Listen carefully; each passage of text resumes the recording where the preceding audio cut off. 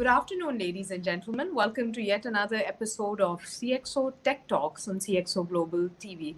CxO Global Forum is an invitation-only knowledge-sharing platform for key thought leaders around the world. We take massive pride in contributing to the knowledge economy, and the CxO Tech Talks were a joint initiative with one of our members, Mr. Hassan Zubairi from EliteWed in Dubai. And we initiated this so we could disseminate more knowledge about what's hot and happening in technology these days. Today, we've got a very special guest joining us from this company called Atakama. His name is Mr. Dimitri. He's here with us. Hi, Dimitri. Hello. Thank you for having me. Thank you very much. So today's topic is multi-factor authentication. And this is something that was very, very interesting because whenever we speak about security and data online, authentication, and especially multi-factor authentication now has become a buzzword, right? So, it makes one wonder, what puts our confidential data online at risk? Like, what are the risks involved? So if you think about what's happening today, what we're seeing is an abundance of attacks, right? Attacks that are perpetrated not by, in the past, one individual that was interested in trying to break a big corporation's systems, their network, because he prided himself on that. Now it's become a business, a profitable business, right? You have state-sponsored entities that are designed like businesses, and they have a singular focus to make money like any other business.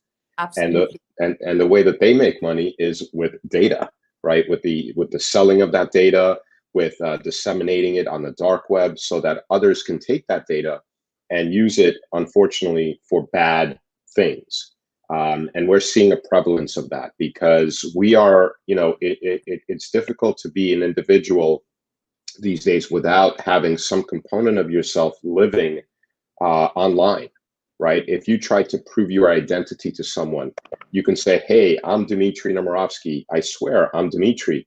They won't care, right? They want to see what is proven to them. And usually they go to a third party to see whether, in fact, the information that you provide them lines up. And that's how they confirm your identity. So, the physical world has really transcended into the online world. And so you have all this data out there, and that data is valuable to people. So unfortunately, that's the reality. And, companies and individuals alike need to do a very good job at protecting that information because of its value. Absolutely. Now, Dimitri, we keep hearing of the fact that data is going to be the new oil and gold, for the lack of a better term. And that in itself has a lot of potential. But yes, like you pointed out, that there's a lot of confidential data that does, get at risk when we're talking about companies. So this is something that would essentially discourage companies from, going further with their digital transformation, right? Well, no, because those companies need to make profits as well. And if you think about systems and processes, now everything is moving to the cloud, right? Again, maybe 10, 15 years ago, you saw things that were more on-prem, where a company can control their things better, right? They had servers, some were offline.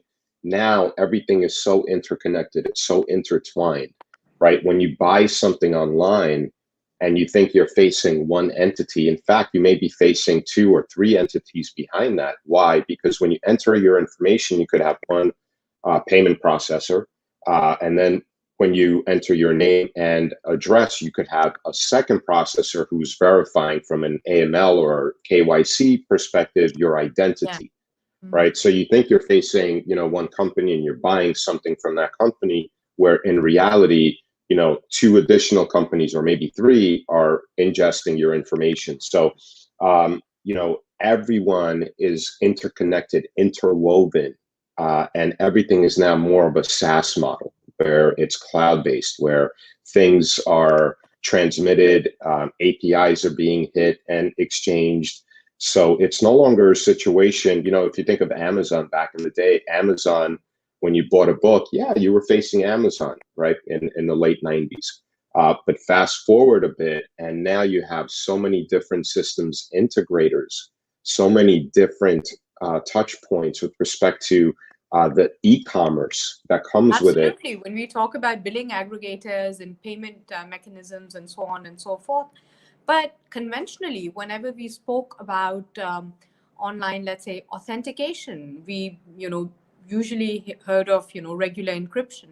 But how exactly is multi-factor authentication different? What exactly does it mean? Do the passwords that we use online, do they qualify as, authentication? And what about multi-factor authentication in general? Yeah. So the reason why a lot of entities, have moved to multi-factor is really the following. And without sounding philosophical about it, but something unfortunately, a password, for example, can be forgotten, can be stolen, can be guessed. Something is not as secure as something you have. Right? Think about that, right? So we have these supercomputers, right, that we're carrying around in our hands. And these supercomputers, unfortunately, sometimes are used for things like games, social media, things of that nature. But these things are very powerful. And understanding that something you have is superior from a security standpoint than something you know. And here's why. If you lose this, you know instantly that it's lost, right? Because when you wake up in the morning, the first thing you do, you're checking emails, texts, news, weather, everything is in our handheld mobile devices. Did we lose her? I think we lost her. Yeah, but you can continue. She's back. Okay. Yeah. Okay. And so if I lost this, right, I would know right away. And the first thing that I would do is try to replace it, right? Try to find it. And if I can't find it, I have to replace it and then download everything from the cloud so that I can get about my business for the day. If my password were somehow compromised, I may not know for a week, 2 weeks, 3 weeks, because a clever adversary can use my password to clandestinely get into a location and start, doing whatever, that attacker wants to do. So about 20 years ago, 15 years ago, folks started using multi-factor as a way to authenticate identity. And the way that they did it, if you remember, the banks used to send you these little tokens, and they still do, some of them. The OTPs, right? The one-time passwords. Yes, exactly. Yeah. One-time passwords, things of that nature, because you triangulate. And by triangulating, you have a heightened level of verification. And the company thinks to themselves, okay, if someone has a username and password, it's easier to get into our systems. But if we add this additional factor, it becomes exponentially more difficult. Not impossible, as we all know, but a lot more difficult.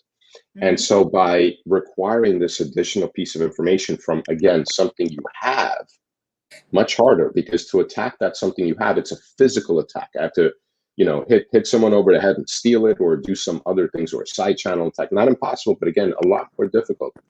And so now, fast forward, I can't think of any logon that I use that doesn't have that additional layer, that additional whether it's Google Authenticator app or some kind of app on my phone where I get a ping and I have to verify it, right? And many companies now are using some form of multi-factor or single sign-on solution by virtue of the fact that they've realized that, again, something is not secure. Absolutely. And you've made a very valid point. But when we're talking about examples of, means of multi-factor authentication, I know this is one of the points that my mom would always raise as well. So whenever you're searching for something online, like via Google, we often are given these schemas and, for example, identify all the pictures with lampposts, and that in itself confirms whether or not this is a bot that's using the system. So do multi-factor authentication methods only revolve around OTPs or maybe some kind of biometrics, or do you also have, such methods of multi-factor authentication? It's changing, right? Because you try to keep up with exactly as you described. The adversaries are very clever, and they're always trying to find weaknesses.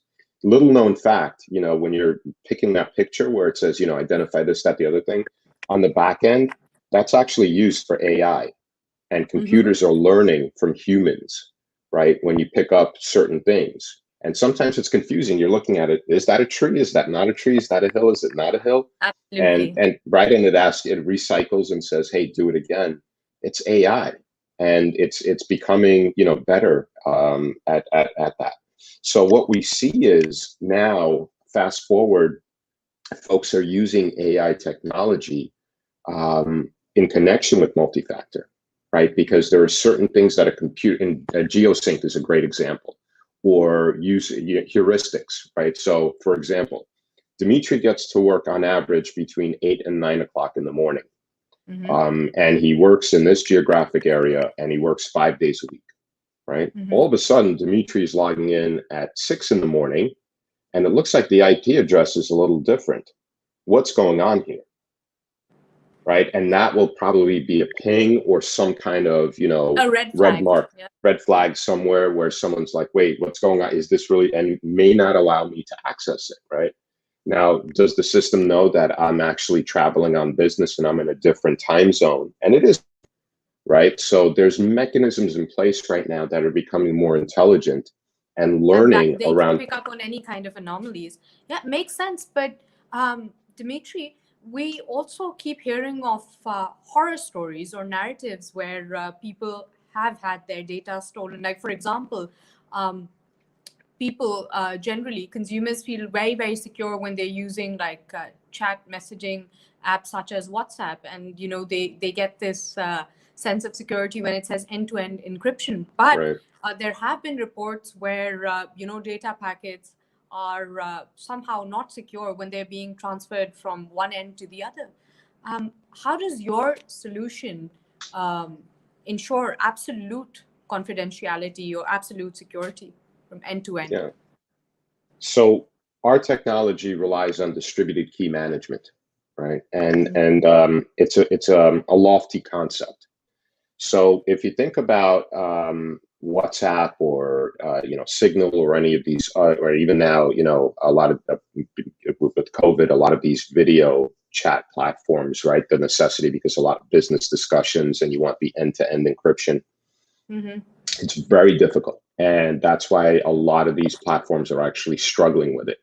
And when they say end-to-end encrypted, it's not fully end-to-end encrypted. It really depends, and here's why. How do you know that I'm me on the other side? You never will. And therein lies the problem, right? So it may be end-to-end encrypted, but you don't have any certainty that the person on the other end is the intended party. That's the problem. And again, an organization, if they're running, for example, some kind of key store where they can verify folks' identities, or they have certifications that can tell them a certain piece of hardware belongs to a certain individual, it's easier. But with, maybe before 2020, I did a video call, here and there. Fast forward, beginning last March, that's all I do, right? We all do, right? We live on these video calls with a lot of sensitive business communication going over them, right? And so I don't know if you saw, but last year Zoom acquired a company to help them with that end-to-end encryption. They still haven't solved for it, right? So I think it's a problem that people appreciate, but it has not been solved for. So what we do is we utilize distributed key management, and distributed key management allows you to move away from what we view as the fallacy around encryption these days, which is relying on identity and access management controls, right? Big picture, what that means is encryption is complicated, and you can't ask individuals to, encrypt things. You can't talk to them about encryption because not interested, too much information. It's complicated, it's complex. Right. Why am I being asked to do any of this? And so we all use encryption. We don't know that we use encryption, right? When we pop open our computer and enter our username and password, Even our computers at home, Right. we've now decrypted the hard drive as an example, right? So we all use it. We may not know that we're using it, but we are. So the way that we've made encryption simple is by connecting it to identity and access management controls, which is great from a user experience because, I enter my password, everything is decrypted. Excellent. From a security standpoint, not so good, right? Because if an attacker is able to compromise my user credentials, now everything that I have access to, they're able to decrypt and have access to. And that's, again, if you look at the attacks that we're seeing all over the place, that's the attack, right? It's the social engineering attack. It's the, hey, click on this link, and people click on the link, clickbait, Absolutely. things of that nature. I've seen that happen quite often. So how can, this ransomware be mitigated? What preemptive measures can we take? And, if I'm at liberty to also share an example, is that a lot of times now with your multi-factor authentication, we do see there is a physical password, but then they'll also ask you for a biometric. Like, for instance, whenever I'm logging in, so it's either your Face ID or your thumbprint.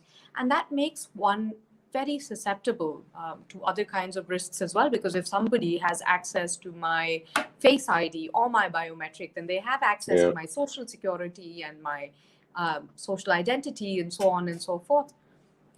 So, what would your take be on that? What preemptive measures can we take?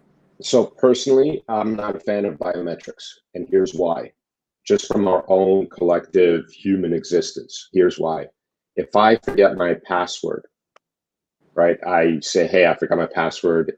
I can reset my password. If my biometrics get stolen, I cannot reset my thumbprint.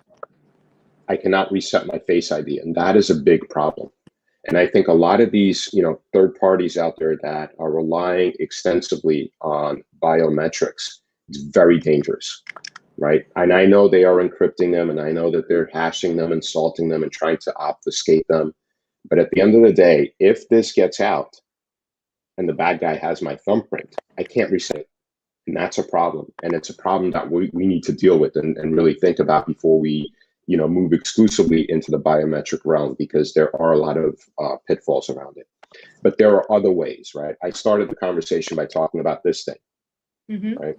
Again, when we talk about our solution and distributed key management, that's what we rely on. Right? We rely on things you have, right? And it's the things you have, because again, think about it. So for example, with our solution, and if it makes sense, I'll show a quick demo just to bring it all to life. Yeah, I think that will really help the audience understand better as well. Good. So I'll do that right now. So basically, again, the attacks that we're seeing these days, as you said, right? Clickbait, social engineering attacks, some kind of trick, right? With the attacker sitting potentially thousands of miles away from me.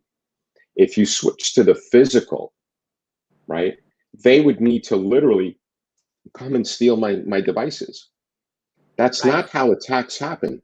Now it could, if you want to really attack a CEO or a really high-powered individual, yes, I could see a situation where, a scheme is concocted whereby they come in and, they steal his, one individual's physical devices. But for the most part, that's not how these organizations do it. They send out the thousands of emails to clickbait and try to get you to click on something, right? So that's how it works. So let me share my screen and bring this to life, and it'll make a little bit more sense. Right. Okay. So do you see my screen? Yeah, we can see your screen now. Okay, great. So what you see on the left is my phone, right? That's an actual mirror of my phone. It's not an emulator. And it's early in the morning, so there won't be any text. When I do this in the middle of the day, you get all these texts and messages. It's quite annoying. And on the right, you see my file folder, okay? And the way our software works is each file gets its own encryption key, right? Think about that, a long AES 256-bit key. The software then takes that key and cuts it up into pieces, key shards, right? Pieces of keys. And it distributes those key shards to every user who has access to these files.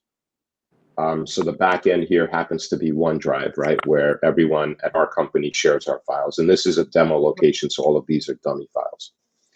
And it splits those keys among physical devices belonging to every single user. So for me, my pieces that are unique to me live on my computer and on my phone.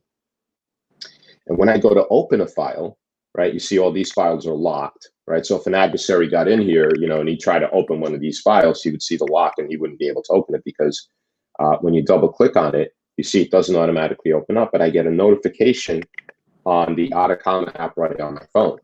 So the only way to gain access to these files is if you have both my computer and my phone, and the phone is saying, hey, do you want to open this file, right? This specific file. And when I tap approve, what I'm doing is I'm sending back, and it opened on my other screen. Hold on a second. I'm sending back a piece of the key shard, right?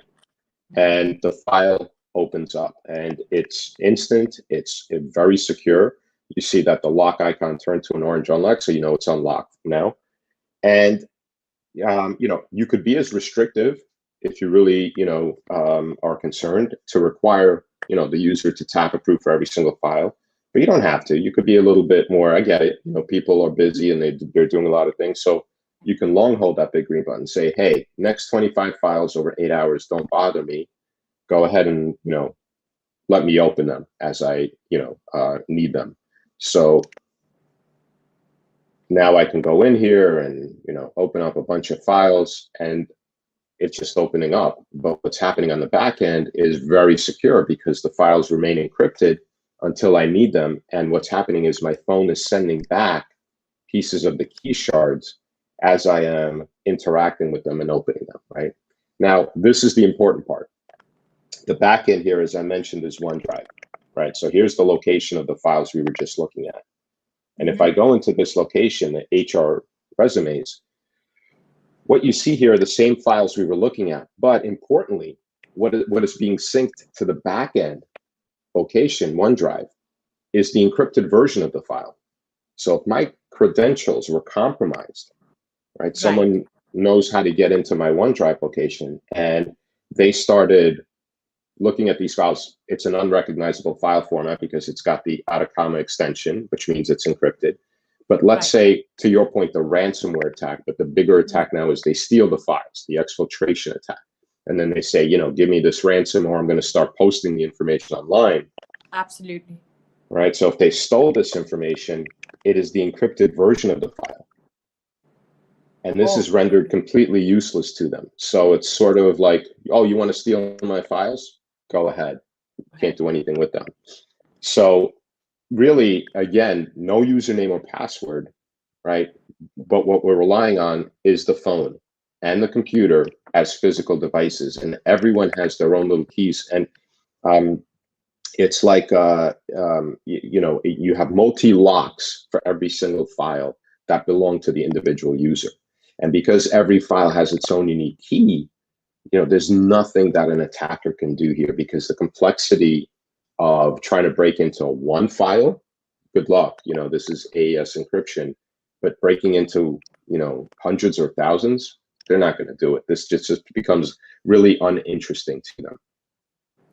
Right. Absolutely. No, that's brilliant. And thank you so much for sharing that demo. It has helped put a lot of things into perspective. But we also, as you mentioned, OneDrive, we do know that cloud is the latest buzzword, and, our information being secure on the cloud is a concern.